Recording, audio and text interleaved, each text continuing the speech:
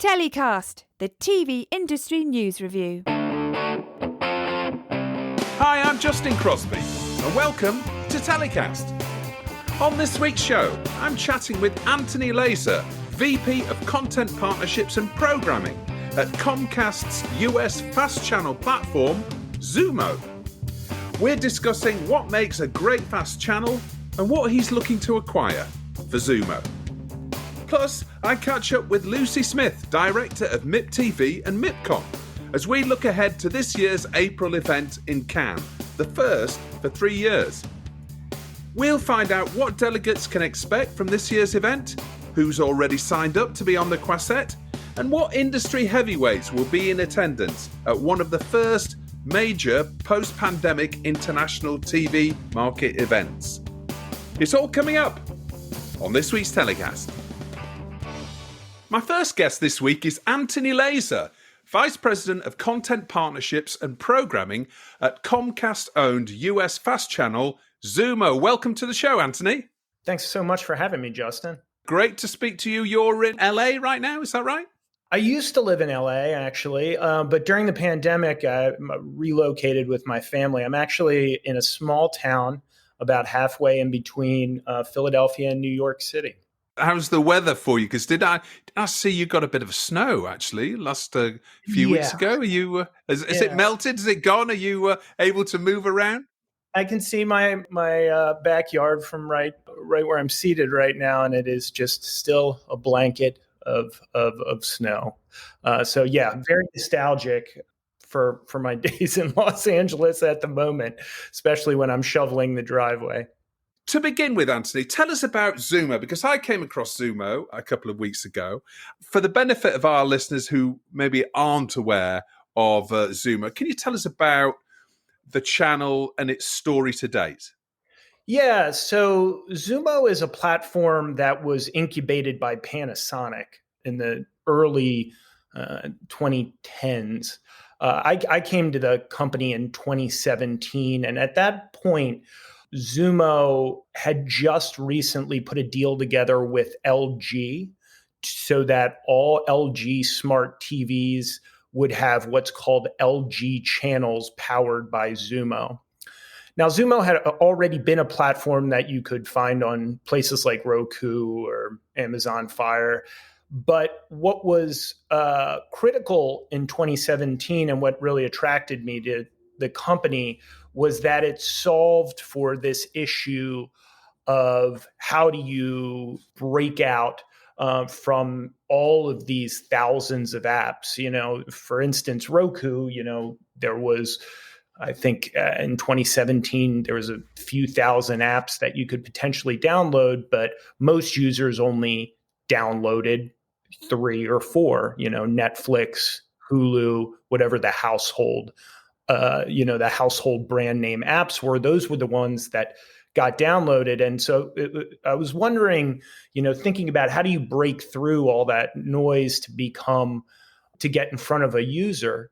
And the LG deal that our COO at that time, a gentleman named Jiro Agawa, had made, the deal he had made total sense to me. The Xumo platform would be natively available on LG TVs. LG is going to be out there in the marketplace marketing these TVs, selling them at all these stores, and Xumo would be pre-populated when those users purchased that TV. And so that made a lot of sense to me. And Xumo continued to build out its footprint by doing that, by being natively available on smart TVs and on devices. And I think that was one of the reasons why Comcast was interested in Xumo. There was obviously a lot of interest in the FAST space in 2019 and 2020. And, we were acquired by Comcast in March of 2020. After those early years of, like I said, trying to make strategic deals with device manufacturers to get Xumo out there. And I imagine Comcast was looking at the popularity of streaming during the pandemic, right? Because that sits right in the middle of, or after the first wave, I think it was, or so. So we got acquired, and then the pandemic shutdowns began right after we were acquired. So that's how the timing worked there. I think, what was happening in the fast acquisition space was that the first big acquisition was Pluto TV by Viacom. And I think some of the other major companies and device manufacturers started also then at that time building their own platforms. So Roku built the Roku channel. Amazon created IMDb TV. And then some of the other TV manufacturers really started building out their platforms like Samsung TV Plus and Vizio Watch Free. This all happened in, the 2019, around that time. Xumo was then acquired by Comcast in early 2020, as was Tubi by Fox. That's how some of the alignments happened with these bigger companies and their fast platforms. Now we're sort of in this new evolution where some of these platforms are doing things like commissioning original content, creating exclusive linear channels, working with, what used to be primarily MVPD media companies, the A&Es, the AMCs who were creating cable channels previously have now started shifting where a bigger and bigger part of their focus is their fast channel offering. That makes complete sense. I can see how the giants have all coalesced and seen the opportunity in fast and made their acquisitions. I guess now the challenge is for everybody is not only discovery, and you mentioned that was one of the reasons why you were first attracted to Xumo in the first place. One thing for me is that I'm always struggling to understand is you need a USP in anything, don't you, in terms of making your product or service stand out against competition. First of all, tell us how it's distributed. So there's all the sort of standard ways you can get Xumo like any other app, which is downloading that app on your Amazon Fire Stick or Apple TV or Roku or whatever. Then there are the native integrations on devices. So there are smart TVs where Xumo is natively available. Early on, we did things like we'd make a deal with Vizio where we would have a Xumo branded physical button on the remote. So there were different ways where you would integrate with a device. There's those sort of distribution points, being natively available on a smart TV. And then there's really our sort of core, which is how we're integrated on Comcast devices. So there's the X1 cable box, the main device, Comcast cable subscribers receive that device.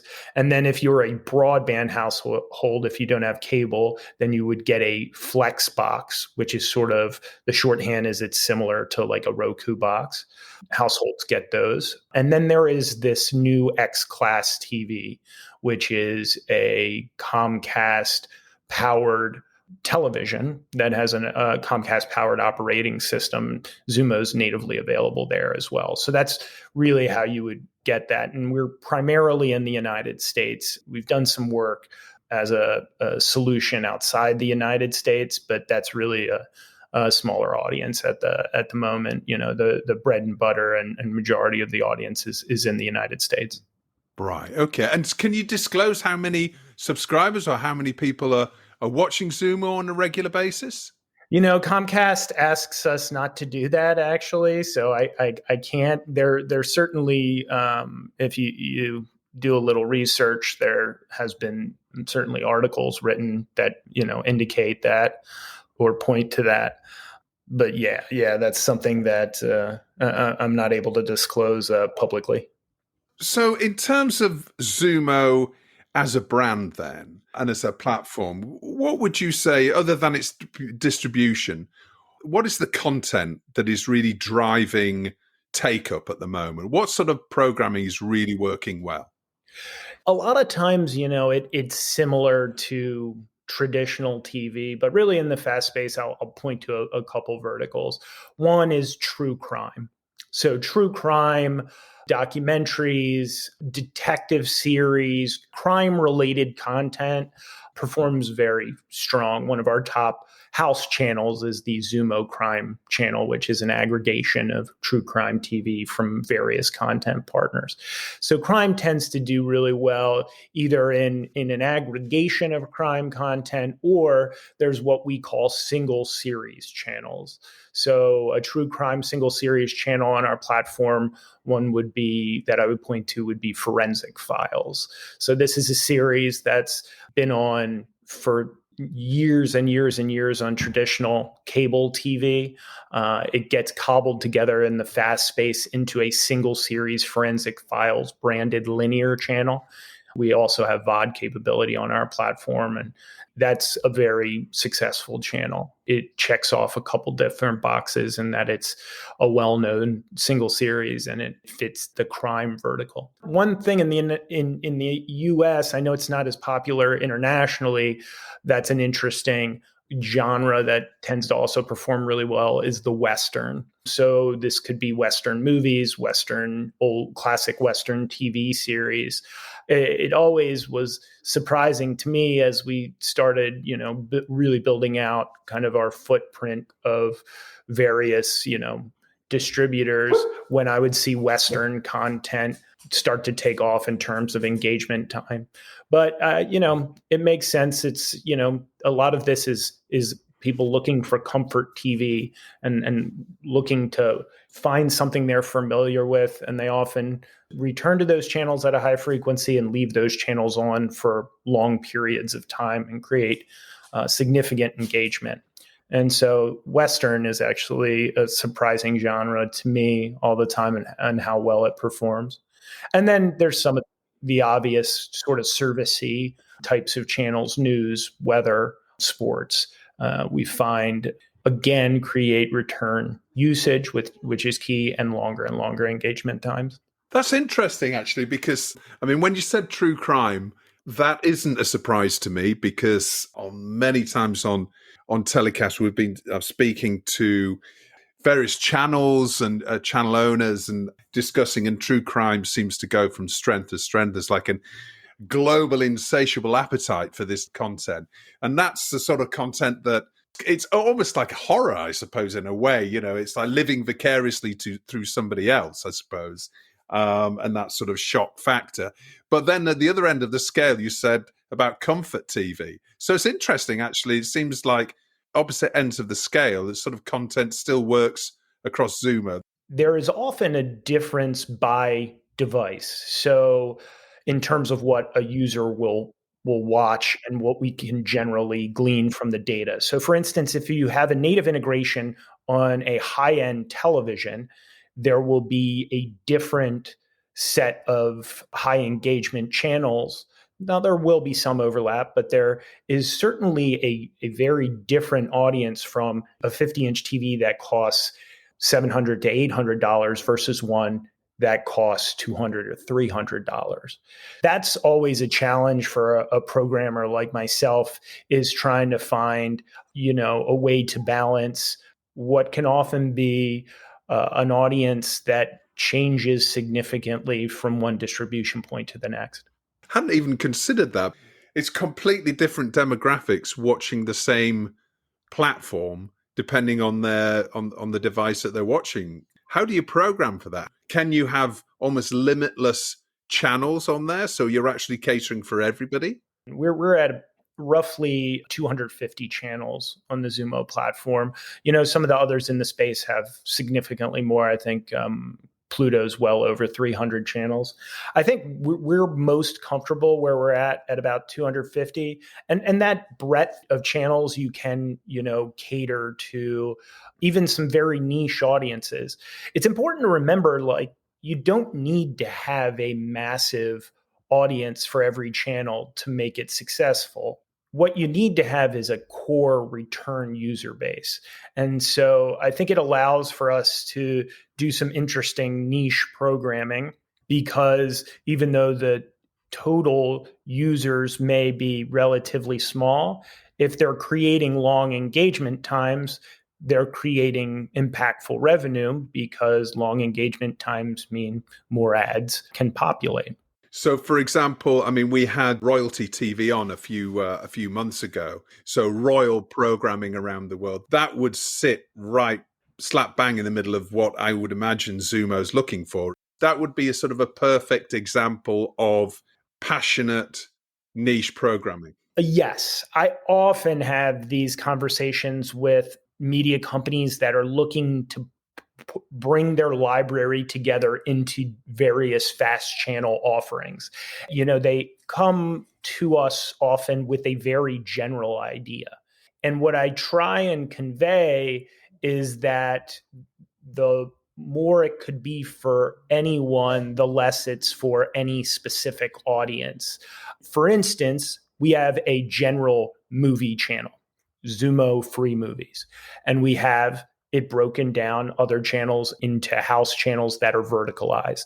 If you have that same movie programmed in a general channel and say in the action channel, it's an action movie, that movie will tend to have at least double the engagement time on the action movie channel than on the general movie channel. So it's really important to telegraph to the user exactly what this channel is about, to brand it explicitly so that when that user sees that channel branding, they know what they're getting, as opposed to making it general and increasing the chance that there's going to be a channel surfing sort of behavior going on with it.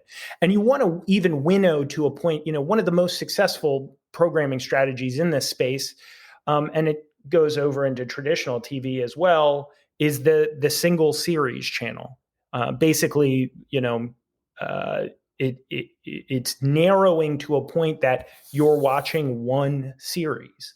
So let's take Gordon Ramsay. There's a Hell's Kitchen, very popular Hell's Kitchen single series channel that most platforms in the space carry. And why is that? Because everyone knows exactly what it is. They know it's Gordon Ramsay yelling at someone in a kitchen. And so that channel, it's a series that has enough episodes to give it varied programming, and it has a series brand that has been marketed heavily, so everybody knows what it is. It has a recognizable talent connected to it. So all of those things come together into a very successful channel, despite the fact that it doesn't have a really ornate programming. What we're talking about is one series, and it doesn't even particularly matter how much you sort that series in terms of the sequencing, because it's not like it has a story arc or anything.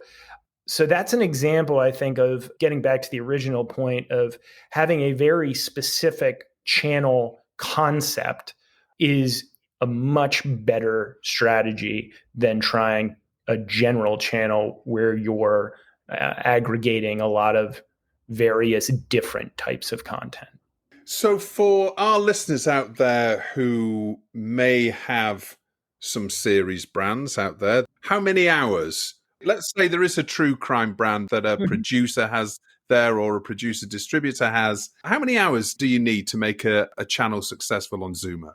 Yeah, I think it depends on what you're looking to do. I mean, we have a couple different ways we approach this. One is to do, if you have, say it's a smaller amount of total hours. So say you're below 100 hours. Say you have 60 or 70 at a minimum.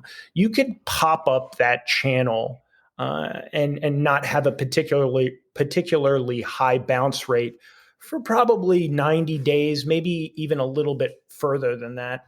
I think if you're going to try and do, 12 months at least, you're going to want to start with, 100 to 150 hours and then maybe do some refreshing quarterly or at least every 6 months. I certainly tend to see bounce rate go up on channels that are statically programmed for more than 6 months.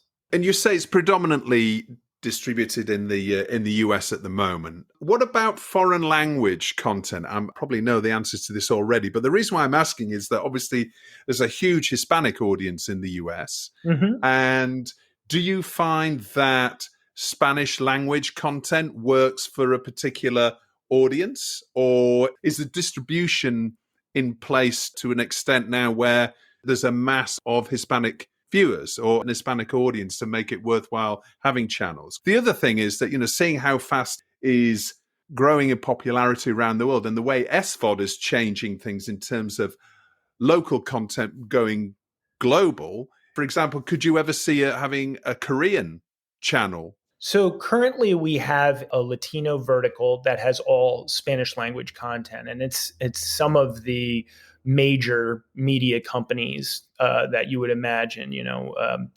Telemundo has multiple channels on our service, Estrella TV. We see that audience growing quickly. At first, we had only a handful of Spanish language channels, but as we built out the offering, we have, I believe, 10 Spanish language channels now.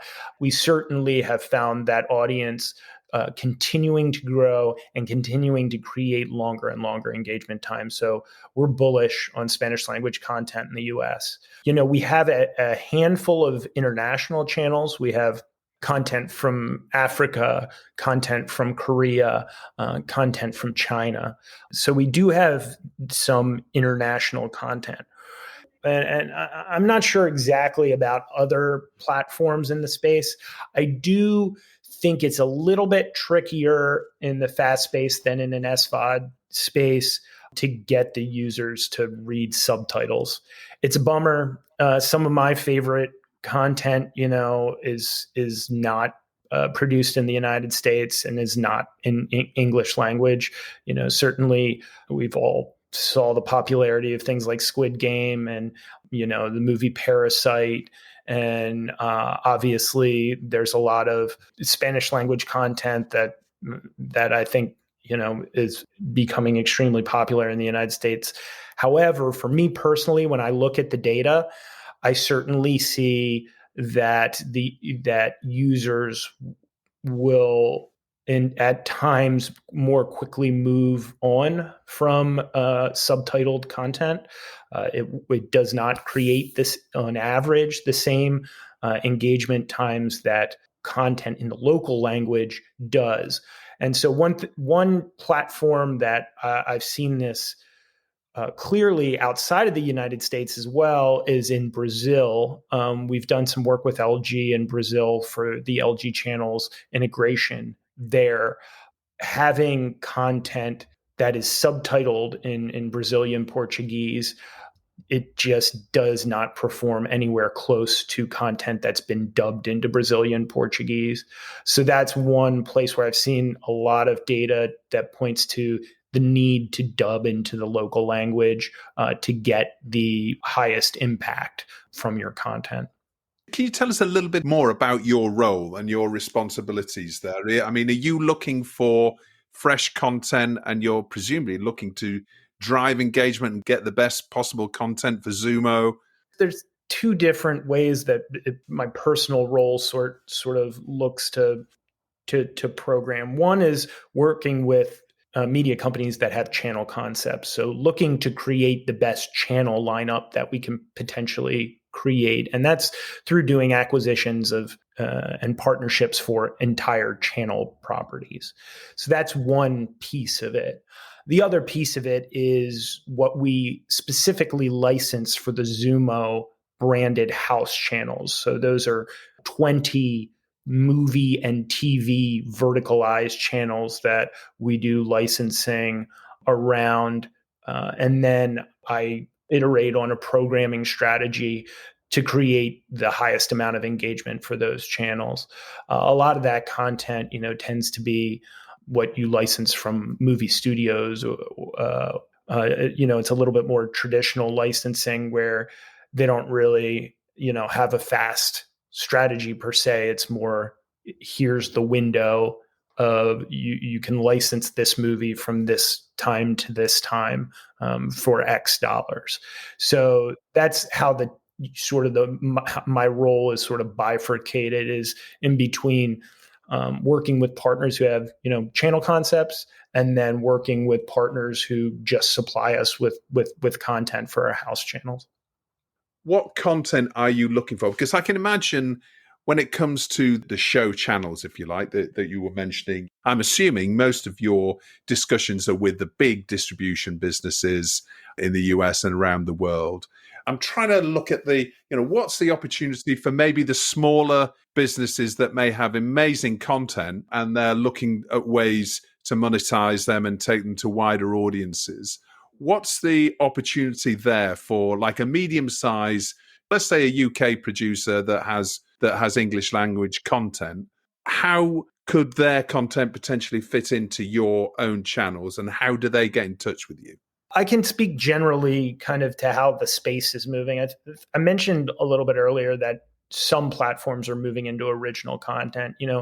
We've started licensing and commissioning original content in the very early stages. There are certainly platforms that are way beyond. For instance, I look at Tubi in the US, and Tubi is always announcing new originals.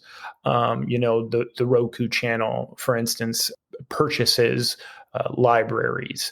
I think IMDb TV and Amazon, I think they purchased the MGM library. So there are certainly fast platforms that have moved into buying originals and buying libraries far beyond where Xumo's at this point. But what I would say is we, like others in the space, are looking for interesting, differentiating content.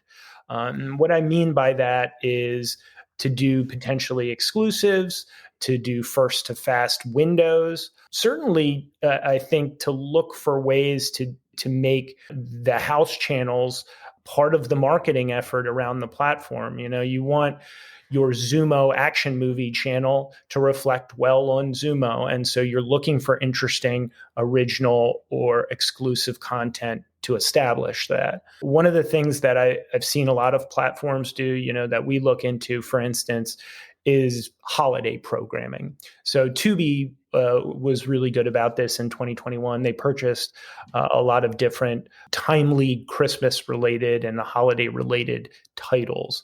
Those sort of efforts work in this space because timely marketing is impactful. The audiences are looking for specific types of programming at specific times of the year. And then further, it's marketing those assets is a big part of it, and getting discovery to occur and users to discover that content is interesting with a timely hook and effective with a timely hook. So certainly when, I guess getting back to your original question, yeah, I think everybody in the space is looking for interesting originals that could potentially be thought of with a strong marketing angle. I would mention that. I think the other thing that we look at, because of the way the fast space is what can be compiled together into a channel. And that's why deep single series are very interesting, is because if you have let's use Hell's Kitchen as an example. If you're the only one who has the Hell's Kitchen channel, then the devoted fan base of that series will, obviously find your platform. Pluto was acquired by Viacom. They utilize a huge portion of their channel lineup on single series channel concepts from the Viacom vault. So it's not just Xumo and some of the others. It's the single series focus is pervasive as a programming strategy across the space. And my second part of that question was, how do people get in touch with you? Now, you tend to be at markets. Will we see you at MIPTV, which is coming up in a few weeks' time? It's come around quite quickly, and obviously it's the first MIPTV for 3 years. Will we see you there? I would like to make it there. We're being part of a larger corporate organization like Comcast. There are certain travel restrictions that have occurred throughout the pandemic. So we're still working on confirming. But in general, yes, we're at these markets. We were planning to be at NatP before that got canceled in Miami in January. So we're looking forward to getting back out to the markets, to meeting with folks about their projects again. I certainly am looking forward to resuming travel. In general, without the markets over the last couple of years during the pandemic, what usually occurs is a media company or producer distributor will reach out via email and they'll have avails or a channel proposal concept, and we'll discuss that. And we have an ongoing internal channel proposal tracker that we kind of I look at daily in terms of where the pipeline's going and where the channel lineup's going. So I certainly spend a lot of my days, talking to folks about their content or their channel proposals. So fingers crossed we'll see you on the Croisette. Yeah, I really hope so. I am so ready to get back to travel, and always love making it over to Europe. And now it's time for Story of the Week, the TV industry news story that's caught Anthony's eye in the past 7 days. What's your story of the week, Anthony? I gotta think the story of the week. I mean, obviously the biggest TV event happened last night. That's in the US. That's the Super Bowl, and the reviews and feedback I'm reading on social media and my own personal opinion is the halftime show really was incredible. Obviously I'm a fan of the music. I grew up with Dr. Dre and Snoop Dogg. But the one thing I would really thought was incredible was the design of the stage and how it was almost this diorama set. I think there's a British designer that created that named S. Devlin, and a halftime show producer named Bruce Rogers. So I was really impressed by that. That was my story of the week. It was super cool, and good to see Eminem there as well. We haven't seen him for a little while. 50 Cent was like a unannounced addition. Everybody else was front and center in the promotional material. So I guess that was the little surprise, is that we got 50 Cent out of it as well. And now it's time for Hero of the Week and Get in the Bin. Anthony, who's your Hero of the Week? Well, I mentioned him before. I'm going to throw out British designer S. Devlin and Bruce Rogers for their Super Bowl halftime show design work. I just thought it was incredible. Yeah, well, we'll put a link in the episode description so everyone can go and have a look at that. It was, if you haven't seen it already, I mean, it's right across social media right now. I'm sure you'll find a link useful. And how about getting in the bin, Anthony? Who or what are you chucking in the bin this week? I was incredibly disturbed by the latest Winter Olympics news I read this morning, which was about Russian skater Kamila Valieva. I hope I didn't butcher that too much. The doping tests that she tested positive for, it's just so sad. She's a 15-year-old child, essentially, a minor. Whoever is encouraging the doping of minors is definitely that's my pick. I just was like really bothered by that. I think it's some sort of drug she tested positive for that's for heart disease patients. As you say, 15-year-old girl. I mean, she's just there she's obviously an incredibly talented skater, and they've just given her the go-ahead to compete in the solo. I don't know if that's the right term, but in the solo skating, she's already run the team gold, but I don't believe they're going to be allowed to award the medals until there's a various investigation. And the other thing is, actually, it's not even the Russian team, is it? It's the Russian Olympic Committee team, because the Russian team is already banned. Yeah, for doping. Yeah, it's a pretty poor state of affairs, as you say, particularly when it comes to a 15-year-old girl, but it just seems to be every time, every Olympics, whether it's summer or winter, there's always some sort of doping, isn't there? she's put in a lot of hard work. It's clear, and she should be able to participate. Why add insult to injury here? It's just a bummer to see something like the Olympics, which, should be bringing a lot of positive stories. To see this morning, it's bothersome. I hope everybody's enjoying the Winter Olympics anyway. The rest of it, I certainly am. I always look forward to the bit of bobsleigh. Anthony, thank you so much for joining us this week from the East Coast. I hope you're wrapped up and you'll be going and having a bit of snowball fighting with the kids or whatever this afternoon. Thank you so much for having me, Justin. This was fun. My next guest this week is a regular to TellyCast, and she's here to bring us up to date on all the goings-on and preparations for what will be, for many in the industry, one of the first major international markets to take place since the pandemic. Welcome back to TellyCast, Director of MIPCOM and MIPTV, Lucy Smith. How you doing, Lucy? Hello there, Justin. I'm doing very well, thank you. It's good to speak with you again. It's been a while. It has been a while. Are you speaking to us from Reed Meadem headquarters, or RX? I think it is now, isn't it? Your business. Yeah, absolutely. You're right. Yes, I am today at the RX France headquarters here at La Défense in Paris. There's been a few changes, hasn't there, at RX in terms of the organisation of MIPTV and MIPCOM. Can you tell us a little bit about that? We went through a merger just last year, so with Reed Meadem and Reed Exhibitions France becoming under the single company RX France. And I've been actually given a wider remit. So I'm now taken on responsibility for all of the MIP markets and Esports Bar, our sister show, which has been, a lot of exciting changes taking place, and many of our regular team are in place, and we have some opportunities for some new team members joining as we speak. So lots of exciting things happening, which has helped us as we've gone through an incredible MIPCOM in person, a MIP Cancun in person, and now we're all full steam ahead preparing for MIPTV and Esports Bar that will take place in Cannes this April.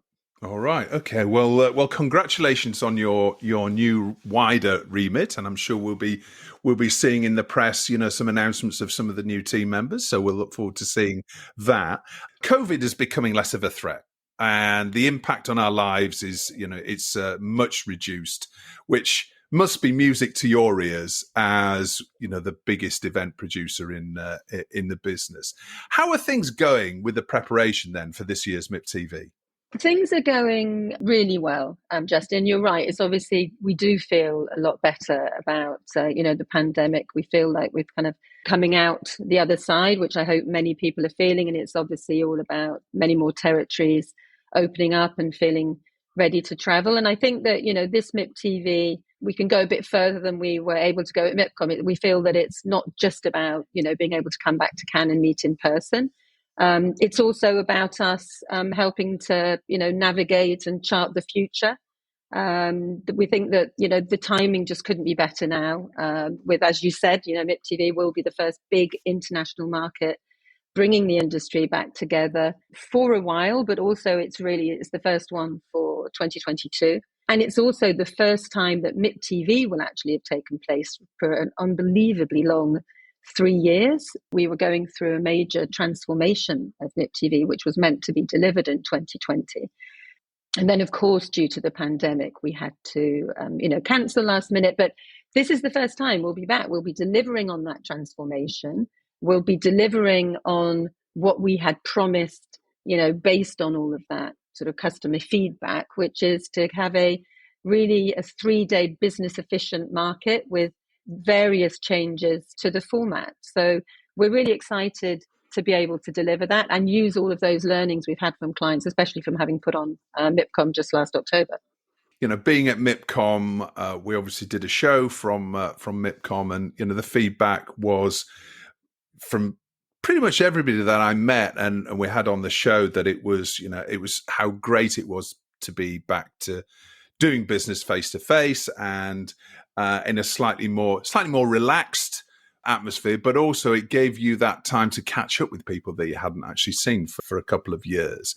For those who were at MIPCOM and can envisage what that was like in Riviera 7 and 8 and the rest of the setup. Can you give us an idea about how MIPTV will differ to that layout of MIPCOM 2021? And actually, for those who haven't been to Cannes for a couple of years, can you just give us an overview of what delegates can expect to see at MIPTV in 2022?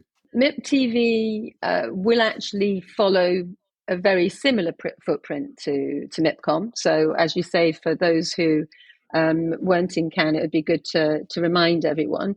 So, what we focused on was concentrating the key market areas. So, the key exhibition areas were throughout the third, fourth, and fifth floors of the Palais, the main Palais des Festivals building.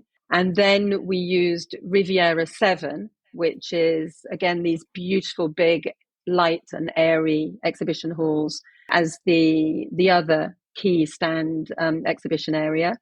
And we used, and we'll use again, the Riviera 8, which some will remember more as the Sea View, which is the beautiful, big, round hall with a kind of almost a 360-degree views across the port, the sea, the beaches. So we were lucky in Cannes in October because we had beautiful weather. So, and let's hope that this April will be lucky again. So many open door spaces were used. So we created an event space. We also will have a big networking lounge space, which we will, for MIPTV, will be branding so that our MIPDoc audience can use the networking space with a created area, MIP formats as well.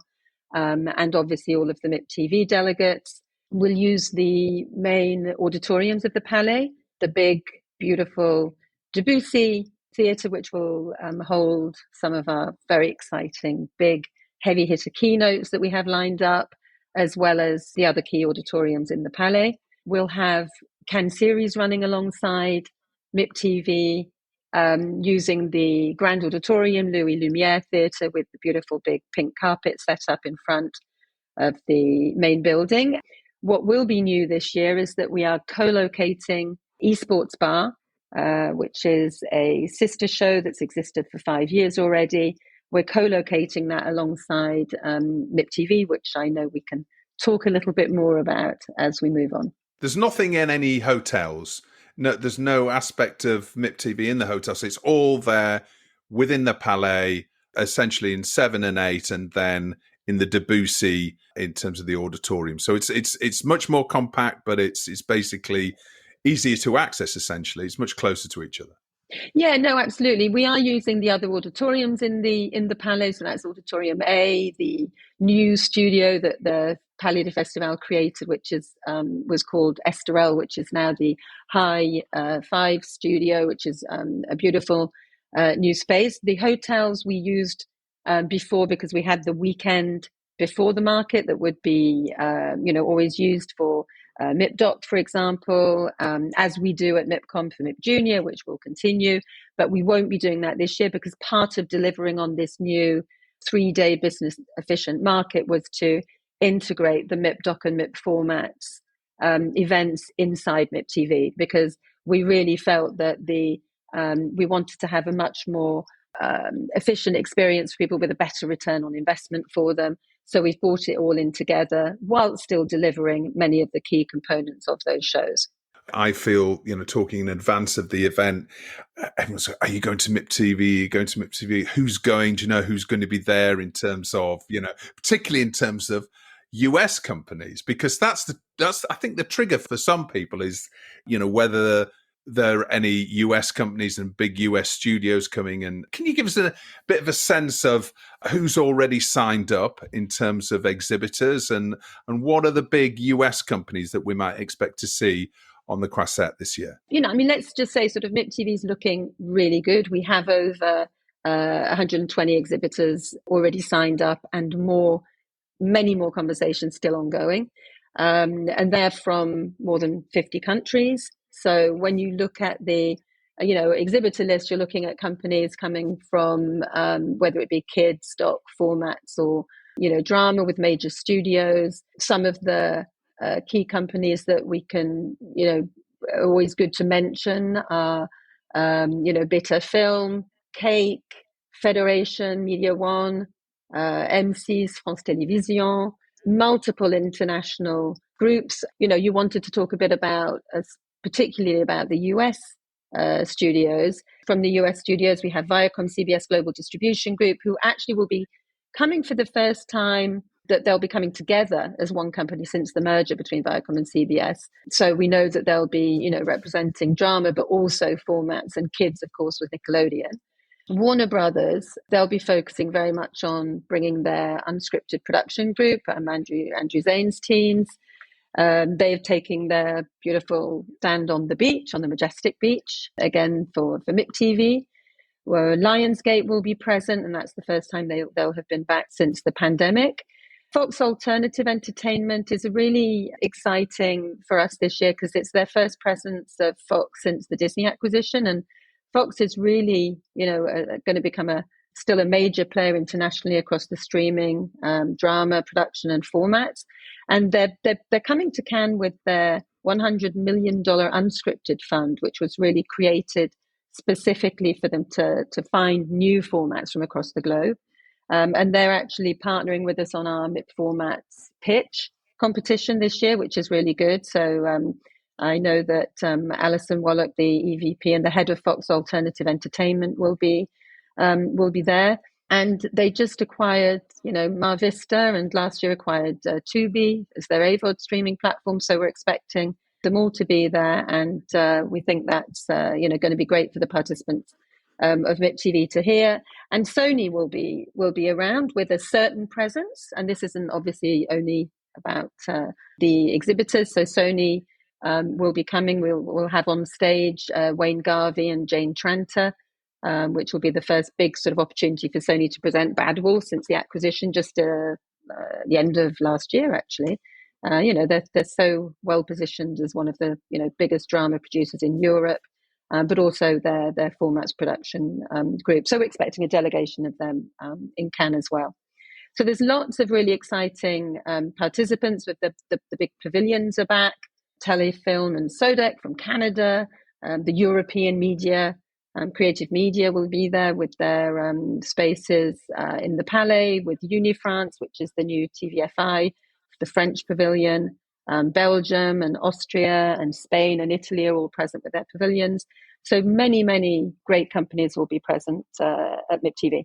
It sounds like you're building up a bit of a head of steam there, Lucy. It sounds like already, are you expecting it to exceed MIPCOM in terms of, or MIPCOM 2021 in terms of size? Do you think, as we're a few months ahead, what are we, 2 months ahead of time right now?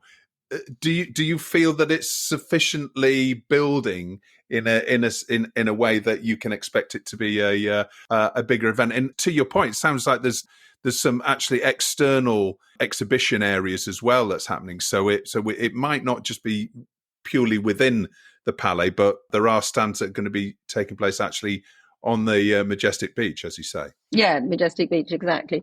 Well, I think, if you compare to MIPCOM, I think we're feeling now a little like we felt in those last 2 weeks of the run up to MIPCOM, where it really did feel like the registrations were coming in every day, many, many conversations. I mean, some companies who kind of, when we were on deadlines for certain needs in last month, were having to say, look, we just don't think we can then be able to come because, they needed to sort of book their spaces, and now coming back and saying, hey, things are changing. We're actually feeling like, the restrictions are lifting. We're hearing so much of a good buzz. We're feeling like that positive momentum is bringing, some of those companies who weren't sure are actually beginning to say, actually, we do want to be there.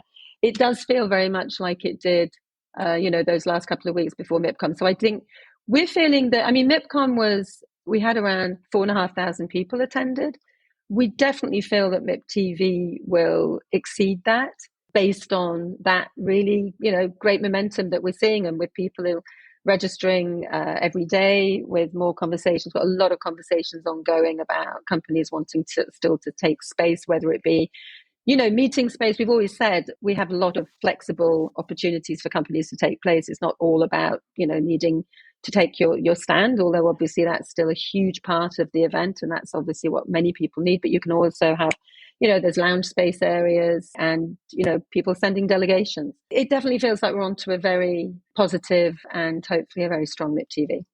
In the last couple of years, obviously, we've seen so many changes across the TV industry when it comes to streaming and AVOD and SVOD and lots of other areas. But I think particularly in the last year and even in the last 6 months, we've seen the metaverse coming over the horizon. And we've seen, these huge developments, Facebook changing their corporate brand name and lots of other businesses looking to blockchain, looking to gaming and essentially the integration of interactive entertainment and how that's developing.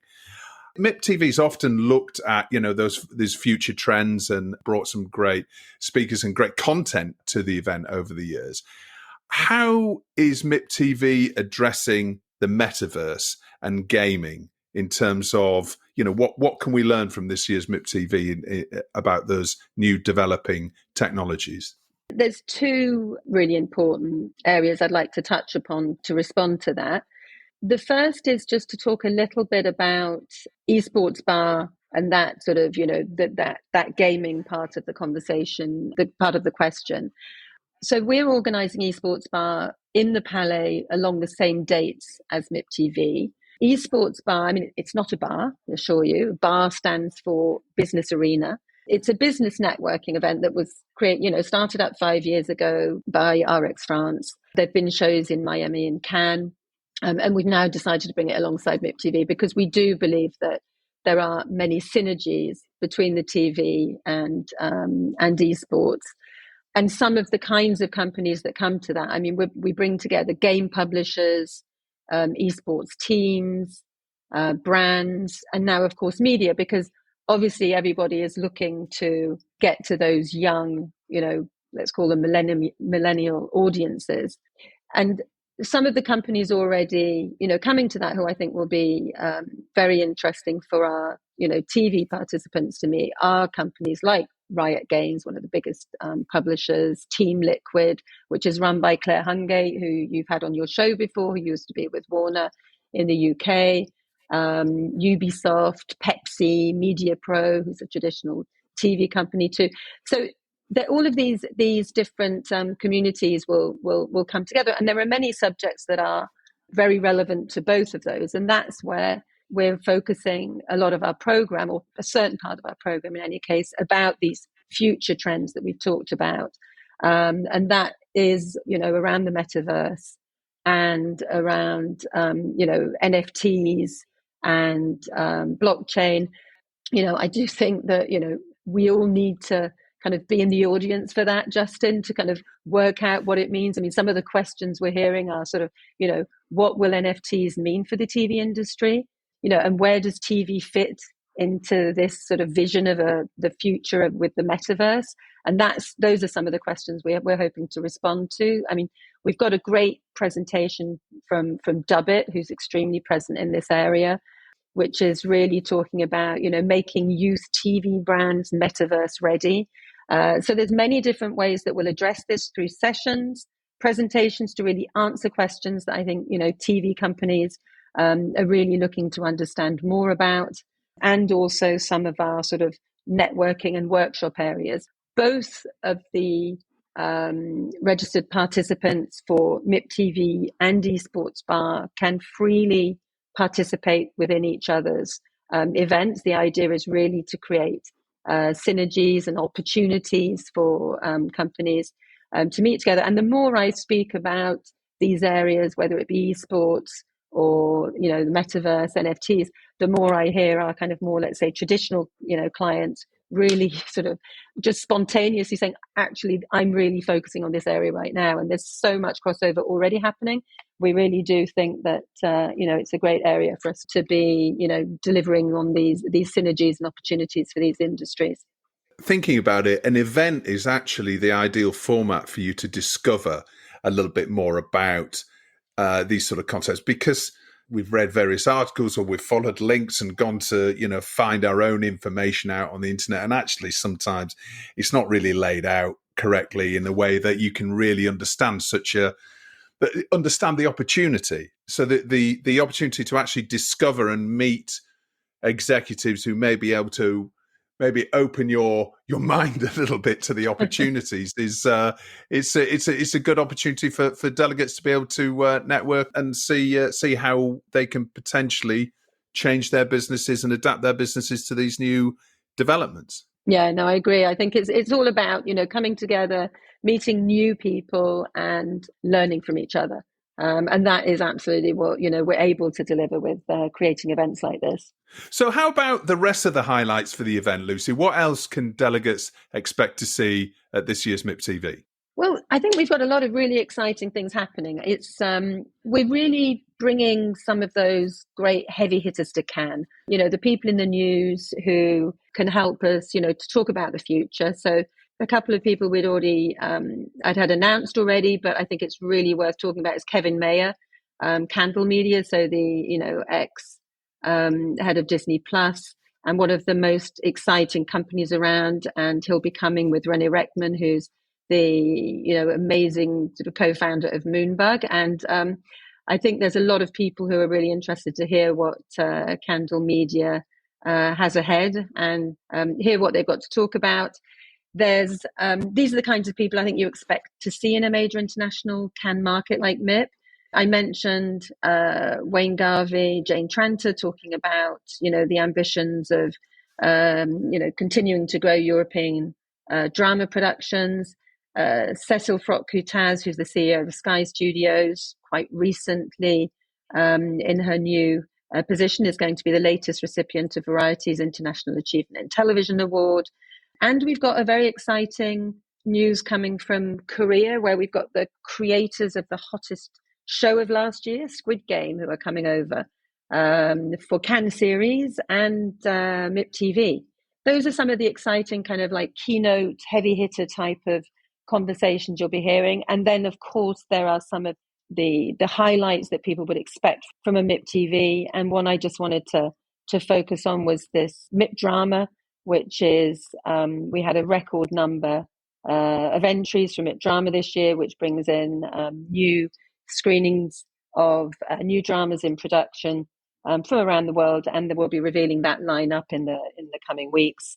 And then, of course, there's MIP Formats, MIP Doc with their pitches and sessions and the Frapper Summit. And there's so much going on. It's going to be such a busy 3 days. I think everyone will be have plenty to learn about and many networking opportunities to enjoy. And all we need now is the sunshine, Lucy. That's it. That's let's hope that sun's shining on the Croisette, and we can all enjoy getting back together again finally. Oh, I do hope so. And I just cannot. When I think back to that beautiful sunshine we had at MIPCOM and how excited everyone was to get back together, I don't think I've ever heard so many people call me to say, I wish I had gone and they hadn't made it there. So I think that kind of fear of missing out, let's hope that people can avoid it this time and they will be able to join us in Cannes for MIPTV in the sun. And now it's time for Story of the Week, the TV industry news story that's caught Lucy's eye in the past 7 days. What's your story of the week, Lucy? The story of the week actually is from Variety, and it's about the gaming giants like Activision, Blizzard and Riot betting on esports TV prospects. And they really are calling esports as the biggest opportunity that nobody's talking about yet. And given, our crossover of esports and MIPTV, I thought that was a very sort of insightful piece of news, and looks like we really are sort of on a real trend here. So I think that it really focused on the existing esports rights deals for the likes of Call of Duty, League with Google. And I think that what's been happening over the past 2 years, we've talked obviously a lot about the pandemic and how that's impacted things. I mean, the rise in what's been happening with the number of casual gamers and the eyeballs on watching esports has been huge. So I think that really did sort of catch my eye as something that was very relevant to what we feel is happening in the industry right now. It is definitely merging with Activision having been bought by Microsoft, and we're seeing that all of these, everybody moving, as we were talking about earlier on, to around the metaverse and gaming, and it's a really exciting time. So hopefully we're going to learn a little bit more in Cannes in April about all of that. Lucy, thank you so much for coming on the show and telling us what to expect at MIPTV in 2022. All remains to be said is I'll see you on the Croisette for a rosé in a few weeks' time. You certainly will, Justin. I can't wait, and we'll look forward to welcoming you back for your next podcast series of TellyCast in Cannes, I hope. Absolutely. Look forward to it. Thanks, Lucy. All the best with your final preparations for the event. Well, we've reached the end of another TellyCast. I hope you enjoyed it. Don't forget to rate and subscribe to the show and share it with friends and colleagues. We've got a brand new website that includes exclusive feature content from TV's opinion leaders and journalists. They're all free to access. Just sign up at telecast.com. And while you're there, why not sign up for our free newsletter, Telecast Plus? You can also follow us on Instagram, LinkedIn and Twitter.